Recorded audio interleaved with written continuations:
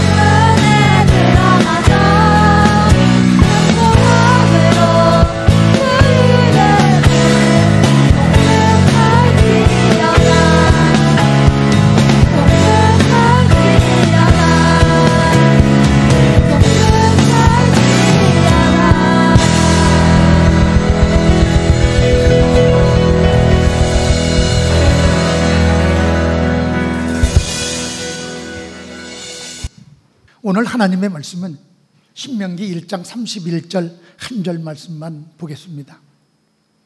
신명기 구약성경 신명기 1장 31절 말씀입니다. 찾으셨으면 우리 다 같이 합독하시겠습니다. 시작. 광야에서도 너희가 당하였거니와 사람이 자기의 아들을 안는 것 같이 너희 하나님 여호와께서 너희가 걸어온 길에서 너희를 안으사 이곳까지 이르게 하셨느니라 하나. 아멘. 신명기 1장 31절 한 절 말씀입니다. 말씀의 제목을 하나님의 안아주심, 이렇게 말씀의 제목을 정했습니다. 여러분, 일본의 작가 중에서 엔도 수사쿠라고 하는 사람이 있습니다. 근데 이 사람은 어린 시절 아버지와 함께 만주에서 생활하다가 훗날 귀국하여 세례를 받고 크리스찬이 된 사람입니다. 근데 이 사람이 쓴 책 중에서 나를 사랑하는 법이라고 하는 책을 썼는데, 자신의 책에서 자신이 경험했던 소중한 것들을 고백하는 내용들이 많이 나오고 있습니다. 그 중에서 어느 한 부분을 보면 이런 내용이 있습니다. 그가 대단치 않은 병 때문에 병원에 입원한 적이 있었는데, 공교롭게도 바로 자기 옆 병상에 폐암 환자가 있었는데, 이 폐암 환자가 수술을 마치고 난 다음에 견딜 수 없는 고통 때문에 밤새도록 울부짖는 그 고통을 다 들어야만 했다고 하는 경험을 고백하는 내용이 나옵니다. 그 환자는 몰핀이라고 하는 진통제를 놓았는데도 불구하고 진통제가 듣질 않는 겁니다. 있는 진통제를 다 놓았는데도 듣질 않아서 밤새도록 울부짖는데, 마치 짐승 소리가 밤에 울부짖는 것처럼 고통스러워했다고 이 사람은 고백하고 있습니다. 저 고통 속에서 신음하고 있는 저 사람을 좀 어떻게 해줬으면 좋겠다, 어떻게 해줬으면 참 좋겠는데 라고 간절한 마음으로 바라다보고 있는데, 간호사들은 왔다 갔다 하면서 돌아보기만 할 뿐 어떤 방법도 취하지 않는 것이었습니다. 이 엔도수 사건은 마음이 조급했습니다. 나름대로 마음에서 화도 났습니다. 저 고통 속에 있는 신음을 소리를 어떻게 좀 진정을 시켜줘야 되는데, 저 고통을 좀 어떻게 좀 감해줘야 되는데, 간호사도 어떻게 하지 않고 가만히 쳐다보고만 있는 거였습니다. 그런데 가만히 보니까 간호사들이 밤새도록 서로 교대하면서 이 울부짖는 환자의 손을 꼭 잡아주는 것이었습니다.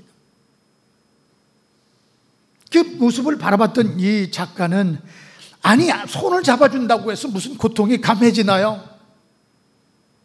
즉, 고통을 어떻게 좀 줄여주든가 감해주든가 무슨 약을 써서라도 좀 도와줘야 될 텐데, 간호사들은 와서 조용히 손을 꼭 잡고 가는 거예요.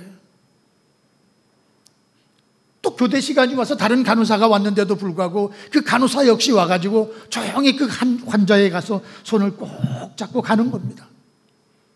이 엔도 수사쿠라고 하는 사람은 내심 속으로는 화가 났습니다. 그래서 그 간호사에게 묻습니다. 간호사님, 그 환자의 손을 잡아준다고 해서 그 고통이 감해지시겠습니까? 그랬더니 그 간호사가 이렇게 대답을 합니다. 물론 쉽지 않습니다. 그러나 내가 지금 이 환자에게 할 수 있는 이것은 아무것도 없습니다. 다른 방법은 아무것도 없습니다. 오직 이 환자에게는 그 고통을 마음에 담고 손을 잡아주는 것 외에는 다른 방법이 아무것도 없습니다. 내가 지금 이 환자에게 할 수 있는 것은 고통을 같이 마음에 담고 손을 잡아주는 것 말고는 아무것도 없다라고 얘기를 하는 겁니다. 이 엔도수 사건은 그 환자가 밤새 부르짖는 소리를 들어야만 했습니다. 견딜 수가 없었습니다. 얼마나 고통스러우면 저럴까. 그런데도 불구하고 그 고통을 감해줄 수 있는 방법이 없다는 사실 자체가 화가 났습니다. 여러분, 그러다가 시간이 어느 정도 지났는데 공교롭게도 1년이 지난 후에 자신이 큰 병에 걸려서 큰 대수술을 받게 되는 상황이 발생해 버렸습니다. 그런데 이 작가 역시도 밤새도록 몰핀이라고 하는 강력한 진통제를 주사를 했는데도 불구하고 그 고통이 감해지지 않습니다. 밤새도록 고통스러워서 울부짖습니다. 어떻게 좀 살려달라고, 어떻게 좀 도와달라고 간절한 마음으로 울부짖는데도 아무도 와서 도와주는 사람이 없었습니다. 그때 역시도 그 간호사가 와서 조용히 와서 이 환자를 조용히 손을 꼭 잡아주고 그냥 가는 것이었습니다. 또 다른 간호사가 와서도 밤새도록 고통당한 이 사람에게 와서 손을 꼭 잡아주고 쳐다보고만 가는 모습을 발견했습니다. 그래서 이 사람이 문득 생각했습니다. 아, 그렇구나. 1년 전에 그 환자도 마치 이런 고통 가운데서, 이런 아픔 가운데서 이런 것을 경험했었겠구나. 그런데 신기하게 그 간호사가 와서 손을 잡아주면 알 수 없는 뭔가가 좀 임하는 것 같아서 고통이 조금이라도 감해지는 것 같은 기분을 느꼈습니다. 간호사가 와서 조용히 말없이 손을 한번 꼭 잡아주는 주는 것인데 마치 그것이 무슨 큰 치료도 되는 것처럼 고통이 감해지는 것을 느낄 수가 있었습니다. 이 작가는 그때 경험했던 경험을 고백하면서 간증하면서 그때 그 환자도 나와 같은 마음이었겠구나라고 고백을 했습니다. 여러분, 사람이 잡아주는 그 손길에도 그런 위로와 치유의 능력이 있다라고 한다면, 하나님이 나를 꼭 잡아주신다고 한다면, 하나님이 나를 꼭 안아주신다고 한다면 얼마나 큰 위로와 치유와 소망이 우리 가운데 주어지겠는가 하는 생각을 해보게 될 수 있습니다. 여러분, 참된 복이라고 하는 것이 무엇입니까? 참된 복이라고 하는 것이 어떤 소유에 있는 것이고 어떤 환경에 있는 것일까요? 성경은 그렇게 말하지 않습니다. 참된 복이라고 하는 것은 어떤 누구와 함께 하는 것이냐에 따라 달려있다고 성경은 우리에게 분명히 말씀하고 있습니다. 성경에서 말하는 참된 복이라고 하는 것은 하나님을 만나는 것이요, 성경에서 말하는 참된 복이라고 하는 것은 하나님을 경험하는 것이 참된 복이라고 우리 앞에 분명하게 말씀해 주시고 있습니다. 여러분, 그렇습니다. 우리가 걸어가는 인생 광야에서 때로는 모든 것이 다 나를 떠나갑니다. 물질도 떠나가고 건강도 떠나갑니다. 사랑하는 사람도 떠나가고 믿었던 사람도 떠나갑니다. 우리를 떠날 때가 다 있습니다. 많이 있습니다. 그러나 함께 하시는 하나님을 경험하는 사람, 인생 광야에 서 계시는 하나님을 확신하는 사람, 언제나 그 하나님을 의지하고 신뢰하며 믿음으로 살아가는 사람, 그 사람의 삶이 진정으로 복된 삶이라고 성경은 우리에게 분명하게 말씀해 주시고 있습니다. 그렇다고 한다면 이스라엘 민족은 비록 척박한 광야를 걷지만, 삶의 고통을 많은 고통 속에서 많은 어려움 속에 서 있지만, 그 광야는 그들에게 한편으로는 복의 장소였다라고 말할 수 있습니다. 왜냐하면 하나님이 거기에 우뚝 서 계셨기 때문이었습니다. 그들이 광야 생활할 때마다 하나님은 그들과 함께 광야에 우뚝 서 계셨기 때문에 그렇습니다. 애굽에서 출애굽하는 그 순간부터 모든 40년 광야 인생에서 하나님은 늘 그들과 함께 하셨습니다. 그들과 동행해 주셨습니다. 그들을 떠난 적이 한 번도 없었습니다. 언제나 하나님이 그들과 동행하시고 임재해 주셨습니다. 이것이 그들에게는 축복이었고 진정한 복이었습니다. 그러나 안타까운 것은 정작 이스라엘 민족은 그것이 복이라고 하는 사실을 전혀 인식하지 못했다라고 하는 사실입니다. 그저 눈에 보이는 광야였기 때문에 불평했습니다. 척박했기 때문에 원망했습니다. 매일 똑같은 광야이기 때문에 그들은 불평하고 원망했습니다. 하나님께 대해서 다양한 자신들의 가슴앓이를 쏟아내기 시작을 했습니다. 왜 우리를 광야에 인도해서 광야에서 죽게 하시는지 모르겠다. 우리를 광야에서 인도해냈다고 한다면 먹고 마실 것은 주어야 되는 것 아니겠느냐. 차라리 우리가 애굽에 있었으면 더 좋았을 걸 왜 우리를 광야에 인도해서 이렇게 죽게 하시는가 하고 자신들의 가슴앓이를 사정없이 하나님을 대해서 원망하고 불평하며 토해냈습니다. 지금 이스라엘 백성들은 함께 계시고 때마다 시마다 역사하시는 하나님을 경험하지 못했습니다. 여러분, 오늘 우리 신앙도 마찬가지입니다. 하나님을 경험하지 못하는 신앙, 하나님을 경험하지 못하는 사역은 그 자체가 고통이고 원망이고 불평일 뿐입니다. 척박하고 고독한 광야에 나 혼자 서 있는 두려움 말고는 아무것도 느낄 수가 없습니다. 그 사역은 쉽게 지치게 되고 가슴이 뛰는 열정이 사라지게 되고 맙니다. 여러분, 우리가 믿는 신앙생활, 우리가 갖고 있는 신앙생활, 우리가 하는 사역 역시도 열정과 대단히 깊이 연결되어 있습니다. 우리가 섬기는 사역에 우리의 열정이 식어버린다고 한다면 그 사역은 금방 침체되기 쉽습니다. 우리 선교사들에게도 마찬가지입니다. 선교 현장에서 우리 열정이 식어버리면 금방 침체되기 시작합니다. 침체되면 가장 먼저 찾아오는 것이 뭐냐면 두려움입니다. 2년 전에 제가 CN입에서 무슨 행사를 하고 있었는데 밤에 한국에서 온 목사님 두 분이, 저는 잘 모르는 목사님 두 분이 저를 찾아왔습니다.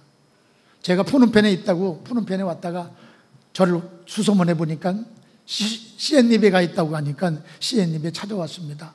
근데 그 찾아오는 일도 쉽지 않은 일이었습니다. 미니 봉고버스, 총알버스를 타고 오는데 또 그 버스가 오다가 고장이 나서 말할 수 없는 고통 가운데 힘들게 시애립에 도착을 했습니다. 근데 저는 그분들을 한 번도 본 적이 없는 목사님들입니다. 근데 한 분은 오셔서 말씀을 도란도란 잘 하셨는데, 한 분은 뭔가 입이 이만큼 나와 있습니다. 뭔가 불평이 가득해 있습니다. 그래서 두 분 목사님과 대화를 하기 시작을 했습니다. 근데 그분 중에 한 분, 말을 하지 않는 그 목사님은 열심히 선교를 하시는 목사님이었습니다. 한국에서 사역을 하시고 목회를 하시고 필리핀과 캄보디아에 선교를 7년째 하시는 분이었습니다. 한국에서 섬기는 교회는 성도가 50명 정도밖에 되지 않습니다. 그런데 1년에 선교비가 7천만 원이었습니다. 그래서 짝수달에는 필리핀으로 가시고 홀수달에는 캄보디아를 오셔서 매달 보름씩 선교를 나오시는 목사님이었습니다. 필리핀도 제가 선교를 했던 지역이라, 필리핀 어디 계시냐고 그러니까 어디라고 얘기를 하는데, 거기는 대단히 위험한 지역입니다. 필리핀 정부에서 그것은 가지 말라고 하는, 권고하는 지역인데도 불구하고 그 지역에서 열심히 선교를 하시는 그런 목사님이었습니다. 또 캄보디아도 선교를 한다고 해서 캄보디아 어디서 하냐 그러니까 푸놈펜이나 시엔립이 아니라 아주 깡시골이었습니다. 깡시골에 가서 선교를 하시는 겁니다. 그래서 깡시골에 있는 교회의 지도자들에게 돼지를 사주고 닭을 사주고, 그래서 그들이 스스로 자립할 수 있도록 그렇게 하시면서 선교를 하는 거였습니다.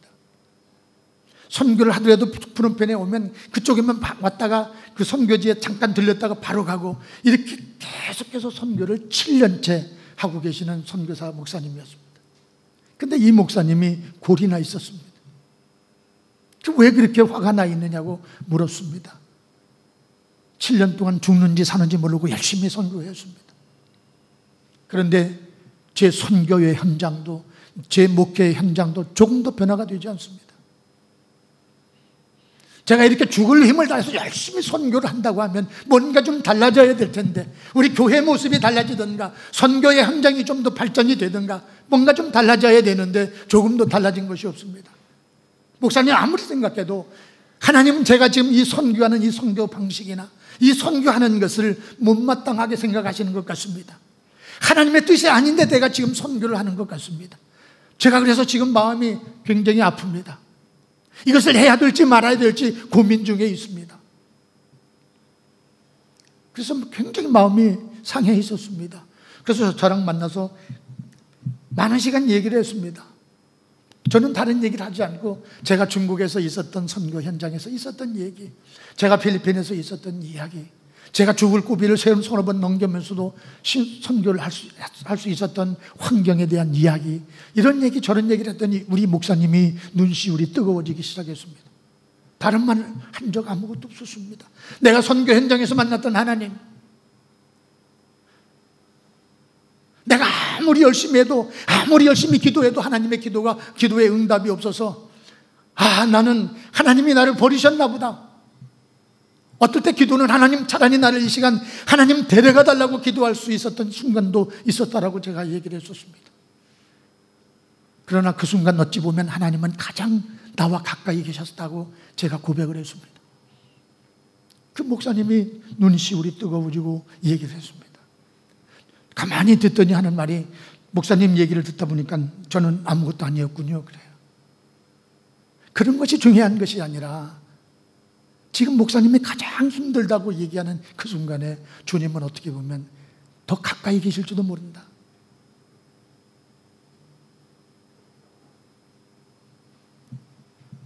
그 목사님이 마음에 느끼는 것이 컸는지 저녁 내 잠을 하나도 안 자고 밤새 대화를 나누고 돌아갔습니다. 여러분, 돌아가서 그 목사님은 지금 말할 수 없이 열정적으로 가슴이 뜨거워진 목사님이 됐습니다. 이번에 제가 한국에 갔는데 격리가 끝나니까 제일 먼저 저를 찾아왔습니다. 연락도 하지 않았는데 어떻게 알고 찾아왔습니다. 그리고 저를 좋은 데로 데려가서 식사를 아주 멋지게 대접을 했습니다. 그러면서 늘 저한테 하는 말은, 목사님이 저를 가장 부끄럽게 만든 목사님이십니다. 그래요. 난 목사님 부끄럽게 한 적이 없다. 네, 아닙니다. 목사님이 저를 가장 부끄럽게 만들었습니다. 그러면서 이 코로나로 인해서 2년간 필리핀도 캄보디아도 다니지 못하지만 2년이 자기에는 너무나도 중요한 시간이라고 얘기를 했습니다. 2년 동안 열심히 선교를 준비해서 지금은 가슴이 뛰기 시작한대요. 빨리 현장에 나가서 내가 준비한 것들을 보여주고 그들에게 전하고 싶은데 빨리 좀 끝났으면 좋겠다라고 얘기를 해요. 2년 동안 열심히 준비했다고 저한테 고백을 하고 있습니다. 그러면서 저한테 얘기해요. 목사님 말씀하셨습니다. 내가 선교 현장에서 그 필리핀의 그 어려운 선교 현장을 갈 때 저 혼자 가는 것 같았지만 사실은 그게 아니었습니다. 하나님이 동행해 주셨습니다. 하나님이 인도해 주셨습니다. 하나님이 끝까지 저와 함께 해 주셨습니다. 그들에게 복음을 전가할 때도, 어려운 지역을 통과할 때에도 하나님이 동행해 주셨기 때문에 내가 그 어려운 사역지를 통과하고 다닐 수 있었습니다라고 고백하는 모습을 제가 경험을 했습니다. 여러분, 지금 저와 여러분은 어떻습니까? 때로는 열심히 내가 신앙생활을 하고 열심히 선교를 하다가도 내 뜻대로 되지 않고 내 계획대로 되지 않을 때가 너무나 많이 있게 되면 낙심하게 되고 체념하게 될 때가 너무나도 많이 있습니다. 그러면 제일 먼저 찾아오는 것이 두려움입니다. 열정이 식어버리는 겁니다. 그렇게 되면 두렵고 위험한 광야에 댕그러니 나 혼자 서 있다고 생각하기가 쉽습니다. 그래서 두렵고 외롭고 삭막하다고 생각할 때가 생겨나기 시작을 합니다. 그때부터 사역은 움츠러들기 시작하고 열정이 메마르기 시작하고 우리 신앙 역시도 내리막길로 갈 수밖에 없습니다. 그런데 여러분, 오늘 본문 신명기 1장을 보면 그 지긋지긋한 광야 생활 40년을 끝나갈 때, 40년이 끝나갈 즈음에 모압 평지에서 하나님의 사람 모세가 출애굽한 이스라엘 제2세들에게 주는 하나님의 교훈의 말씀이 오늘 본문 말씀에 함축되어 있습니다. 여러분, 그들은 40년 전에 출애굽을 했습니다. 홍해를 건넜습니다. 광야를 걸어갔습니다. 그 모든 40년 광야 여정 동안 하나님은 끊임없이 그들과 함께 하셨습니다. 그들에게 임재해 주셨습니다. 한 번도 그들을 떠난 적이 없으셨습니다. 언제나 동일한 은혜와 사랑으로 함께 하셨고 때마다 시마다 공급하셨고 인도해 주셨습니다. 그러나 이스라엘 민족은 끊임없이 하나님을 원망하고 불순종하는 삶을 살았습니다. 여러분, 오늘 말씀은 하나님의 사람 모세가 과거를 회상하면서 출애굽 제2세대에게 격려하는 교훈의 말씀을 하고 있습니다. 그런데 모세 역시도 광야를 이렇게 표현합니다. 모세는 광야를 크고 두려운 광야였다고 신명기 1장 19절 21절 사이에서 고백을 합니다. 하나님의 사람 모세에게도 광야는 두려운 것이었습니다. 그러나 그 크고 두려운 광야에서 늘 하나님께서 함께 동행해 주셨습니다라고 고백하고 있습니다. 또 신명기 8장 15절에서 보면 모세는 광야를 또 이렇게 표현하고 있습니다.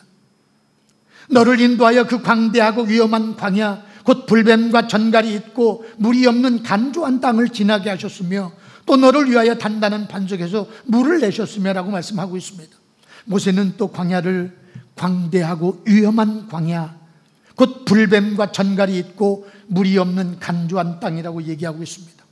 여러분, 광야는 두 가지입니다. 크고 두려운 광야, 또 광대하고 위험한 광야입니다. 그렇습니다. 우리 눈에 보이는 현실 그대로만 바라본다면 크고 두려운 광야입니다. 또 광대하고 위험한 광야입니다. 불뱀과 전갈들이 있는 위험한 광야일 뿐입니다.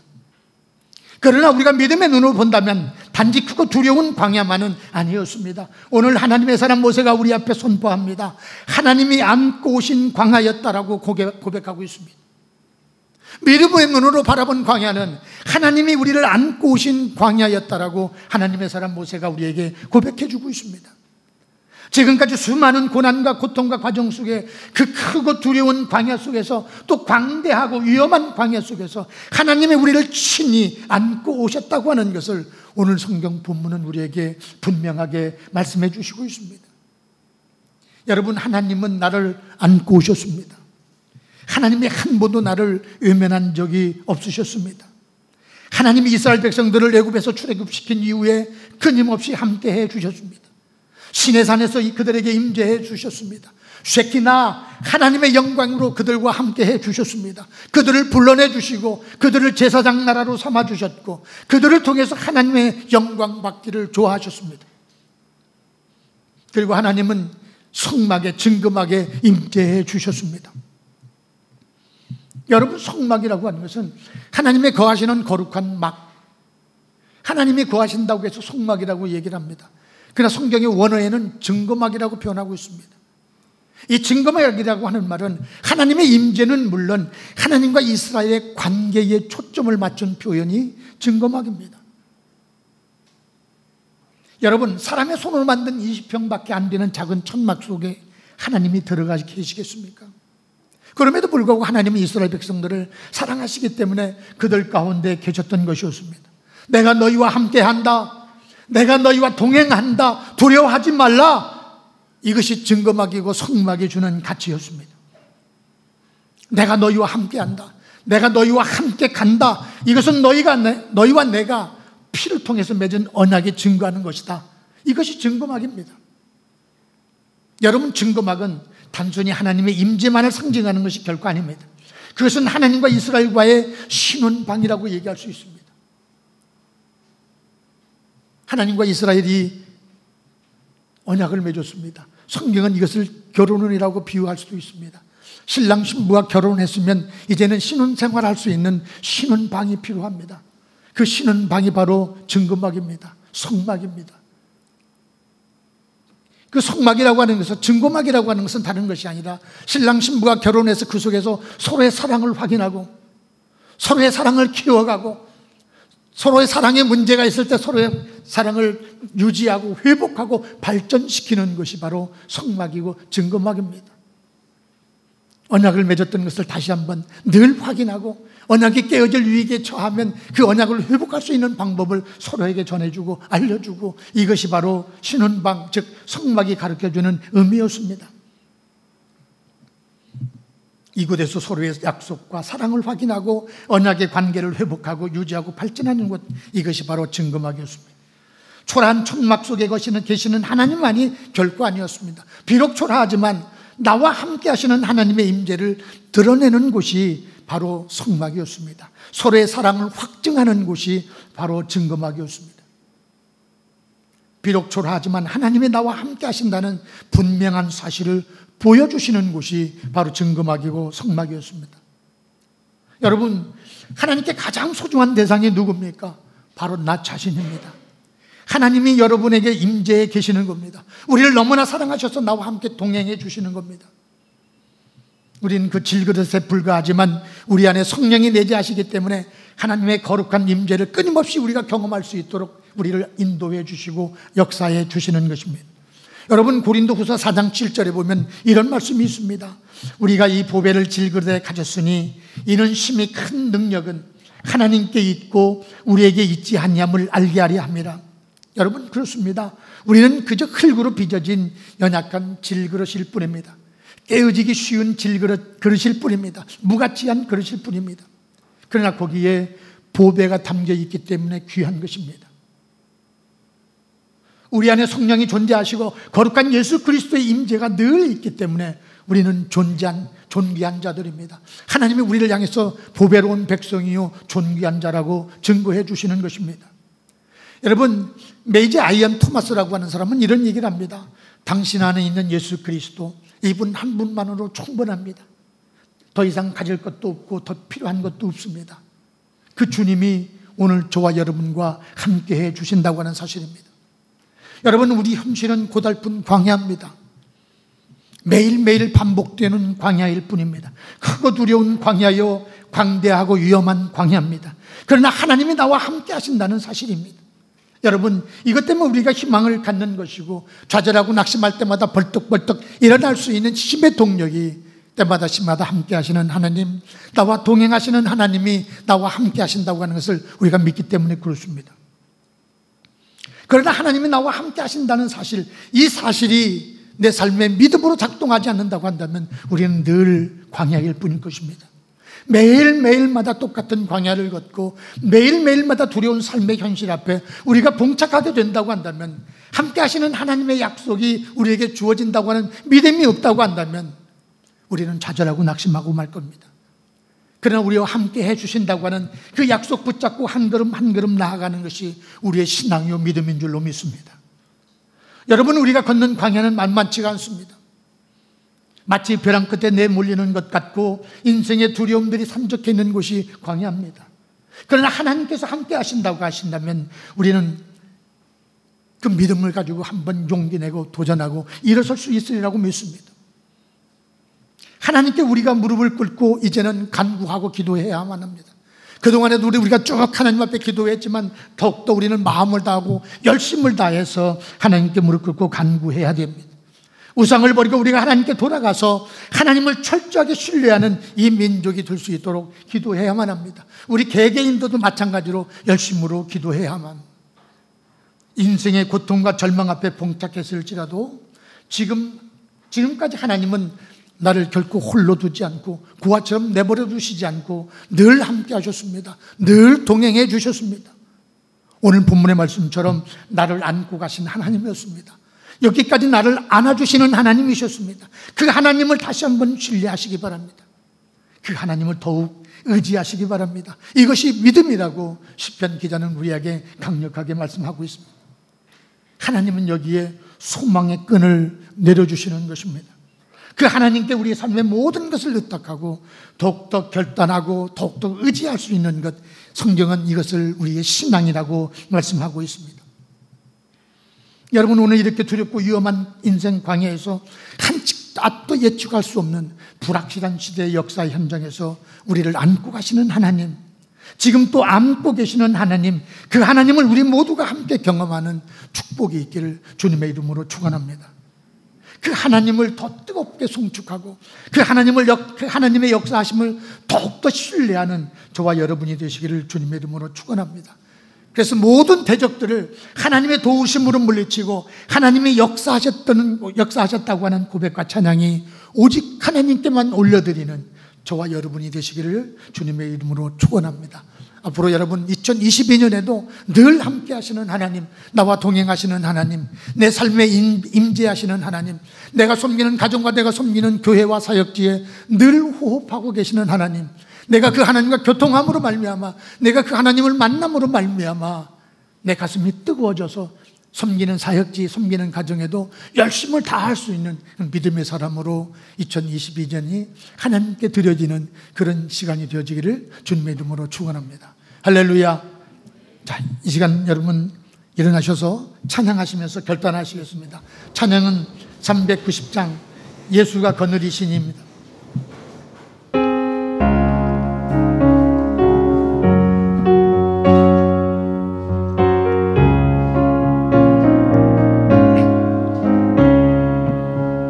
예수가 거느리시니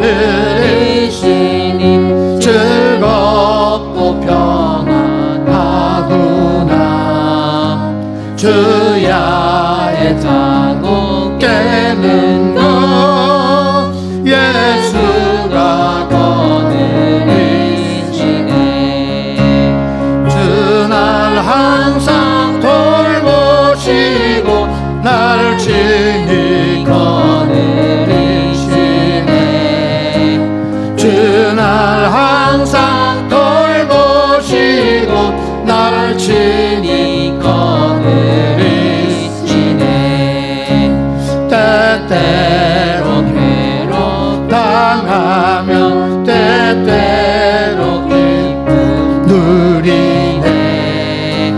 풍파 중에 지키시고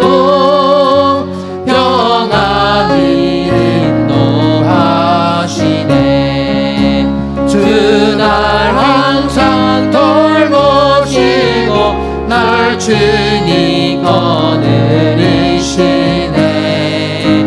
주날 항상 돌보시고 나를 친히 거느리시네. 내 주의 손을 붙잡고 천국에 올라가겠네. 괴로우나 즐거우나 예수가 거느리시네.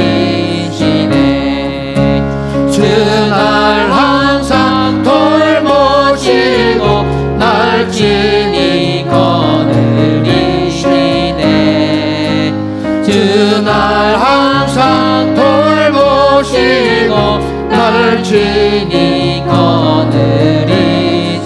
이 세상 이별할 때 이 세상 이별할 때에 나 주의 권세 이기네. 전능에 대하는 그 길도 예수가 거느리시네. 주날 항상 돌보시고 날 친히 거느리시네. 주날 항상 돌보시고 날 친히 거느리시네. 예수가 거느리시니 예수가 거느리시니 즐겁고 평안하구나.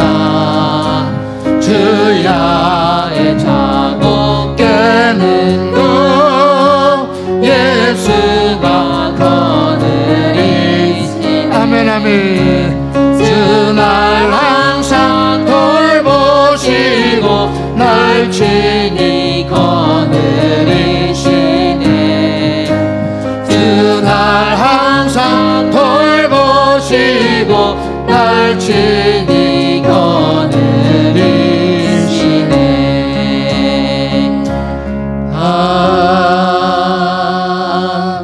아멘. 기도하시겠습니다. 아버지 하나님, 오늘 우리가 걷는 삶은 광야입니다. 그 광야는 두려운 광야요, 광대하고 위험한 광야라고 했습니다.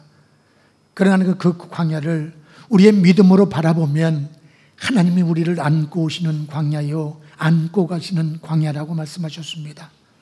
아버지 하나님, 우리 삶의 현장에서 세상의 눈으로 보는 것이 아니라, 사람의 눈으로 보는 것이 아니라 믿음의 눈으로 볼 수 있어서 늘 함께 하시는 하나님, 늘 동행하시는 하나님, 늘 우리 삶 속에 임재해 주시는 하나님을 눈으로 보고 그 하나님을 찬양하는 저희들이 되기에 부족함이 없도록 주님 도와주시고 함께해 주시옵소서.